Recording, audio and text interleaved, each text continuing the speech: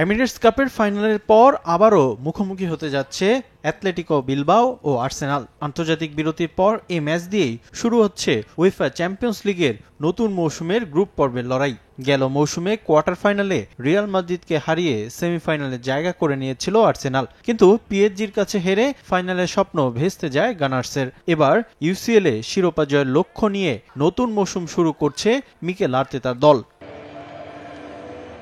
Premier লিগে উড়ন্ত সূচনা পেয়েছে আর্সেনাল। প্রথম ম্যাচে ম্যানচেস্টার ইউনাইটেডকে হারিয়ে জয়যাত্রা শুরু করে গানার্স।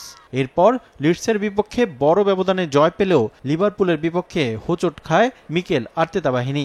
শেষ ম্যাচে নটিংহ্যাম ফরেস্টকে হারিয়ে ইপিএল টেবিলের 2-এ উঠে আসে আর্সেনাল। চ্যাম্পিয়ন্স লিগের প্রথম ম্যাচে বেশ কিছু গুরুত্বপূর্ণ খেলোয়াড়কে পাচ্ছেন না মিকেল আর্তেতা। ইনজুরির কারণে Bukayo Saka, Gabriel Jesus, Kai Havertz, অধিনায়ক মার্টিন ওডেগার্ডদের ছাড়াই পরিকল্পনা সাজাতে হবে আর্সেনাল কোচকে। আক্রমণে গুরুত্বপূর্ণ ফুটবলার না থাকায় কিছুটা চাপে থাকবে গানার্স, যদিও মধ্য মাঠে ডেকলান রাইসেই ভরসা আর্তেতার। গুরুত্বপূর্ণ প্লেয়ার সাইডলাইনে থাকায় আক্রমণ ভাগে ননি মাদুকে, ভিক্টর ইউকেরেস ও গ্যাব্রিয়েল মার্টিনেল্লিকে নিয়ে পরিকল্পনা সাজাচ্ছেন আর্তেতা।